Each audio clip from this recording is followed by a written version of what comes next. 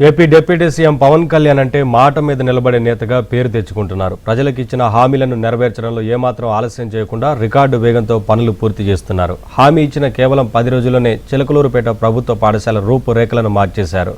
హామీలిచ్చి వాటిని గాలికి వదిలేసే నాయకులకు భిన్నంగా పవన్ వ్యవహరిస్తున్న తీరుపై ప్రశంసలు వెల్లువెత్తుతున్నాయి.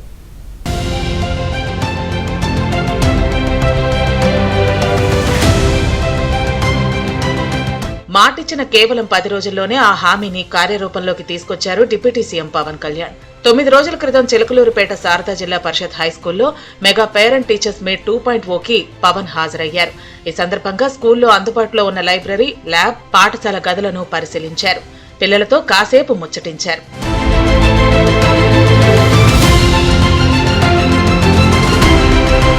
పాఠశాలలో పుస్తకాలు ఆరాకొరగా ఉండటాన్ని గమనించిన పవన్ కళ్యాణ్ ఆ రోజు జరిగిన సమావేశంలో లైబ్రరీ నిండుగా పుస్తకాలు, 25 కంప్యూటర్లతో ల్యాబ్ ఏర్పాటు చేయిస్తానని హామీ ఇచ్చారు. ఇచ్చిన హామీని నిలబెట్టుకుంటూ 9 రోజుల్లో కంప్యూటర్లతో అధునాతన స్కిల్ ల్యాబ్ ను ఏర్పాటు చేయించారు. లైబ్రరీని పుస్తకాలతో నింపేశారు. చిన్నారుల కోసం పెద్ద బాల శిక్ష నుంచి కాశీ మజిలీ కథల వరకు విజ్ఞానాన్ని పెంపొందించే పుస్తకాలు, బహుభాషా ప్రావీణ్యాన్ని పెంచే విధంగా స్పోకెన్ ఇంగ్లీష్, హిందీతో పాటు తమిళం, కన్నడ, ఒడియా తదితర భాషల పుస్తకాలు అందుబాటులో ఉంచారు.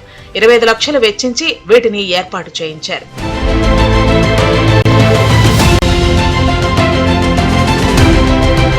పవన్ కళ్యాణ్ విద్యారంగానికి సొంత నిధులతో తోడ్పాటు అందించడం ఇదే తొలిసారి కాదు. ఉప ముఖ్యమంత్రిగా బాధ్యతలు స్వీకరించిన నాటి నుంచి తన సొంత నియోజకవర్గం పిఠాపురంతో పాటు ఇతర ప్రాంతాల్లోనూ పాఠశాలల అభివృద్ధిపై ప్రత్యేక దృష్టి సారిస్తున్నారు. అన్నమయ్య జిల్లా మైసూరవారిపల్లి సందర్శించినప్పుడు ఆ గ్రామంలో పాఠశాలకు ఆట స్థలం లేదని తెలుసుకుని 65 లక్షల సొంత నిధులు వెచ్చించి కొనుగోలు చేసి ఇచ్చారు. మొదటి విడత మెగా పేరెంట్స్ టీచర్స్ మీట్ కోసం కడప మున్సిపల్ స్కూల్ సందర్శన అనంతరం కలెక్టర్ సూచన మేరకు అధునాతన మోడల్ కిచెన్ ఏర్పాటు చేయించారు.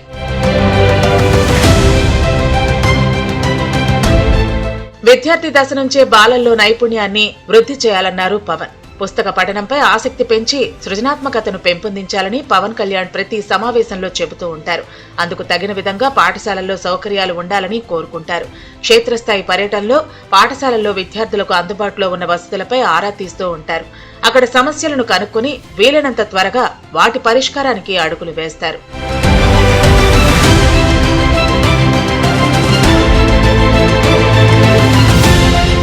మాట మీద నిలబట్టంలో పవన్ కళ్యాణ్ ముందుంటున్నారు అనటానికి మరో ఎగ్జాంపుల్ భారత మహిళల అందుల క్రికెట్ టీం కెప్టెన్ దీపిక ఊరికి తక్షణమే రోడ్డు వేయించడం. దీపిక అడిగిన వెంటనే అదే రోజు సాయంత్రం ఆదేశాలు జారీ చేశారు. అంతటితో ఆగకుండా ఆమె ఇంటికి గృహోపకరణాలు, నిత్యావసర సరుకులను కూడా స్వయంగా అందించేలా చర్యలు తీసుకున్నారు. ఇలా కేవలం విద్యార్థులకే కాకుండా సమాజంలోని ప్రతి వర్గానికి ఇచ్చిన మాటను రికార్డు సమయంలో నెరవేరుస్తూ ప్రజల హృదయాల్లో బలమైన ముద్ర వేస్తున్నారు.